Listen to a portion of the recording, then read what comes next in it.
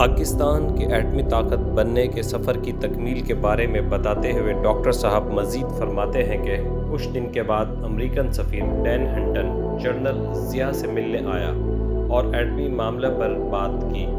General Zia نے حسب عادت نہایت نرم گوئی اور انکساری سے کہا کہ ہم ایٹم بم نہیں بنا رہے ہیں۔ اس پر ڈین ہنٹن نے کہا، جنرل، ہماری انٹیلیجنس بہت اچھی ہے۔ آپ ناشتے میں جو کھاتے ہیں ہمیں دوپہر تک اس کا علم ہو جاتا ہے۔ ہمیں ہر چیز کی اطلاع ملتی رہے گی۔ اس پر جنرل ضیاء نے مسکرا کر کہا، ایکسیلنسی، اگر آپ اس پتھر کی مدد سے معلومات پر تکیہ کرے بیٹھے ہیں تو وہ پتھر میرے جوانوں نے اٹھا لیا ہے اور کھول کر تمام معلومات حاصل کر لی ہیں اور اس کو ناکارہ کر دیا ہے۔ آپ کو کچھ نہ ملے گا۔ سفیر کا رنگ فق ہو گیا اور وہ اٹھ کر چلا گیا۔ اس کے بعد انہوں نے کوئی ایسی حرکت نہ کی۔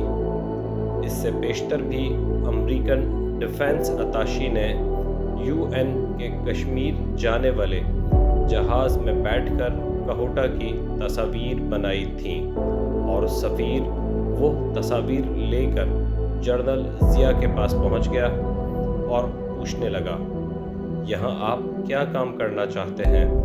اسے ہمارے پروجیکٹ کا بالکل علم نہ تھا۔ جنرل ضیاء نے تصاویر کی طرف نظر اٹھا کر بھی نہ دیکھا اور کہا، ایکسیلنسی، آپ سفارتکاری کے آداب کی حدود پامال کر رہے ہیں۔ آئندہ آپ کا یا یونائٹڈ نیشن کا کوئی جہاز وہاں سے گزرا تو میرے حکم کے مطابق اس کو مار گرایا جائے گا۔ دوسرے دن یہ آرڈر ہمیں موصول ہو گئے اور ایئر ڈیفنس بریگیڈیئر کو چوکنا کر دیا گیا۔ تیسرا واقعہ جو پیش آیا وہ کچھ اس طرح ہے کہ جوں جوں مغربی ممالک کو ہمارے پروگرام کی ہوا لگتی گئی وہ اتنے ہی جاسوسی میں تیزی دکھانے لگے۔ انگریزوں نے اس سلسلہ میں کچھ زیادہ ہی شاہوں سے زیادہ وفاداری دکھانا شروع کی۔